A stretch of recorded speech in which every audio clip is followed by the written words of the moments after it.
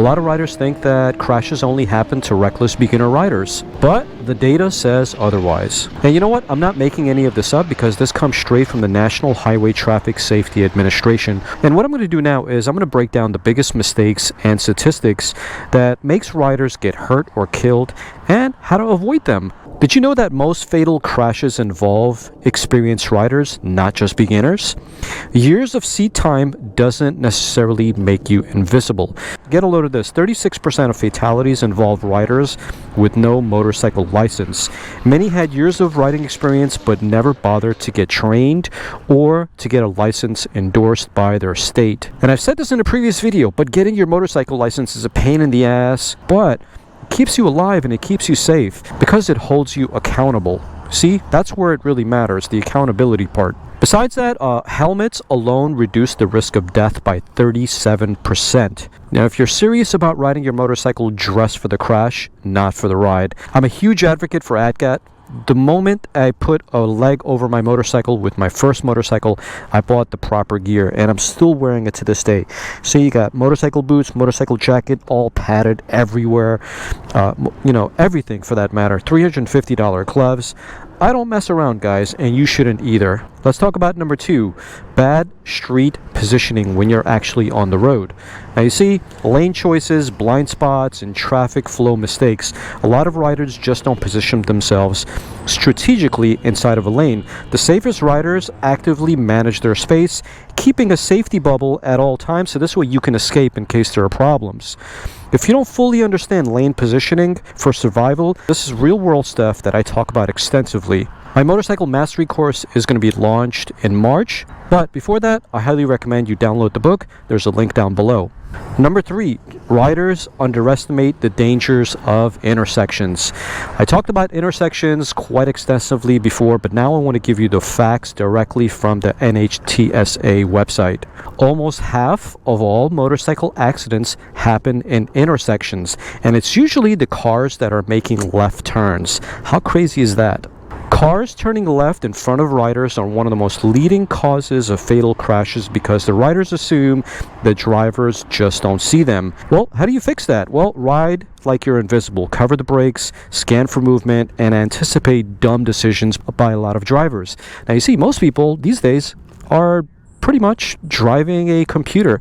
Whether they have electric cars or not, their entire dash is electronic. From their speedometer to the climate control to the radio, everything is laid out inside of a computer screen in front of you. So there's a lot to touch, there's a lot to play around with, there's a lot to just fiddle with. If they're not doing any of that stuff, then they're on their phones replying to text messages, or maybe just passing the time because that extra 30 seconds that they can't keep their head up from looking at their phones while they're waiting at a traffic light is something that they're just not accustomed to. So they're constantly on a device, and therefore it's becoming very dangerous for riders. So intersections are extremely dangerous because I see people all the time on their phones as they're pulling out of their driveways, as they're pulling out of the intersection, and their hands are on their phones or they're looking down like this. And number 4, you're overestimating your skills and you're pushing past your limits. And you know what? Many people think that cars are the problem, but here's the crazy thing. Most motorcycle crashes are a single vehicle accident, meaning it's the rider losing control. And this is something that we talked about in the previous episode about toning it down a little bit, if you remember. So if you haven't watched that episode, make sure you go check it out. And finally, number 5, you don't train for emergencies. You just ride your motorcycle, you got your motorcycle endorsement, you hopped on a bike and you started riding. What about training for stuff like emergency braking, swerving, and all these other things? Especially now that you know that most of the time when riders get into accidents, it's usually them by themselves. It doesn't really involve a car. Practicing things like counter steering, emergency braking, swerving, those are the things that will save your life on the road. Did you know that wearing a helmet increases your chances of survival by 61%? And did you also know that not drinking and riding increases your chances of survival by 74%? These are not my statistics, my friends. These come directly from the Highway Institute.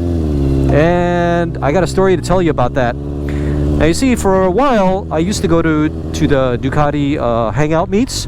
They usually meet by Pizza Port. And those guys, as cool as they are, Several times I just shook my head thinking, what the hell are these guys doing? You know, they're riding leader bikes. They're in their 40s and 50s. You know, it's not like they're kids and children, but a lot of these guys just kind of wobble their way out of Pizza Port at the end of the night. And it's at night that they're doing this, which is even more dangerous than the day. And so I kind of shake my head and I'm like, what are these guys doing? Why are they drinking? And so one of the problems with going to meets like that is that there's a lot of peer pressure involved. So, you know, no one's really telling you to go and grab a drink. It's just you want to be part of the club. There's a little bit of FOMO involved as well. People are having fun. They're drinking. They're laughing. And you want to get a beer as well. Well, guys, it's not a good idea. Please don't drink and ride. The statistics say otherwise. 74% of accidents with people who are drunk or tiptoeing, or as a matter of fact, I read the statistic. It said something about you feel like you're completely okay, even though you had a drink. Even if you feel completely okay, you're more likely to get into an accident. So if you think you have a high tolerance and normally you drink like 5 beers, but this time you only had 1, statistically you are more prone to have an accident. So just stay away from alcohol. It's just not worth it, guys. We ride these rocket ships underneath us. They have way too much power. And motorcycles, you've heard this before, motorcycles deserve a lot of respect. And when you drink and ride, you take that respect away because you lose fear, right? And when you lose fear, what happens when you lose fear? Well, you respect whatever it is that you feared less. And so therefore you're going to do something stupid, or you might drop your bike, or you might get into an accident because you're visually impaired, or whatever it might be, you know? Anyway, if you're always ADGAT, you're always wearing a helmet, and you're not drinking while riding, good. You're already ahead of the curve. The other stuff you got to worry about are intersections, street survival, and riding defensively. Those are some of the things that a lot of people have an issue with. We got an intersection here. We got another intersection there. A couple of 100 feet away, we got another intersection. And as I mentioned to you before, a lot of drivers are just very, very distracted these days. I guarantee that these guys that are pulling up right now, they're distracted with their devices. Some of them are looking at their phones while they're making turns, and they're not really looking behind to see who's behind them. So my recommendation is to always ride defensively. Riding defensively, positioning yourself correctly in the lane. As an example, I'm going to position myself right over here. And the reason why I'm going to position myself right over here is because it gives me a clear path. So this way I can escape. If I'm looking at my rear view mirror and I see a car coming really, really hot behind me, I can escape easily through this path right here. The other thing is a lot of people, they just position themselves way too close and they ride very, very close to other cars. I've said this in videos in the past, and I'm going to say it once again, but always give yourself and other drivers at least 3-4 car lengths. Traveling at fast distances and trying to slow your bike down, depending on how fast you're going, may not always be very possible by avoiding an accident, but if you give yourself a good amount of space cushion in between cars, you avoid a lot of the accidents and close calls.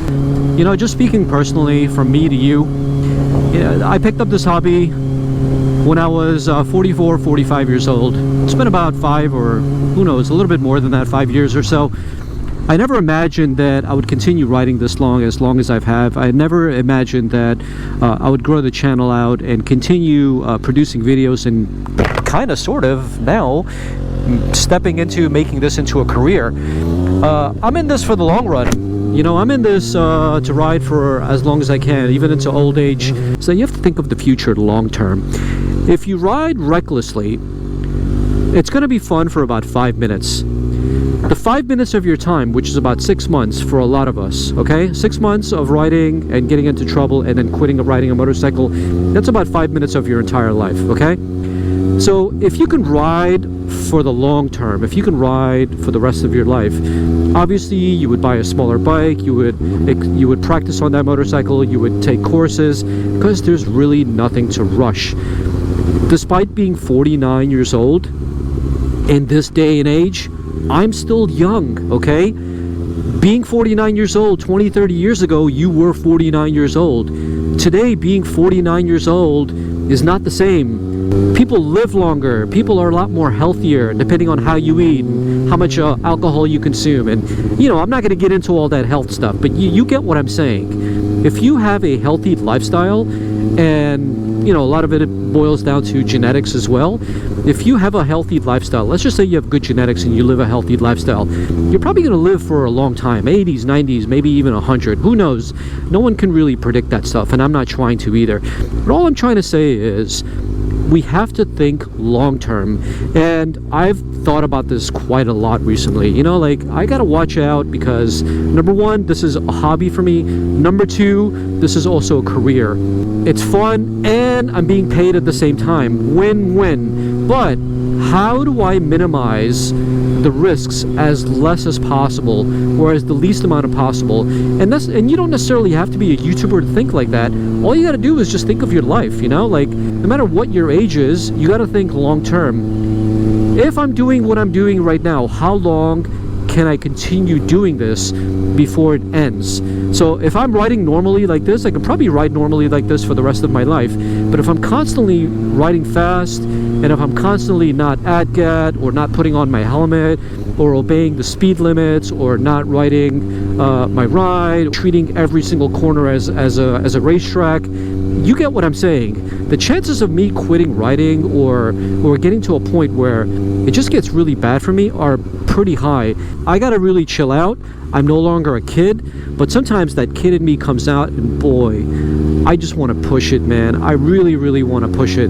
But it takes a lot of self-control to ride something like this, to ride something that sounds this good, and not want to push it every single time you have a straight road. To this day, I have a difficult time doing that. But you know what? Like I talked about in my last video, you gotta savor the moment. You know, kind of like drinking a nice glass of wine. You're not gonna drink it like really quickly. You're gonna take your time and savor it. And this is what I recommend with riding a motorcycle.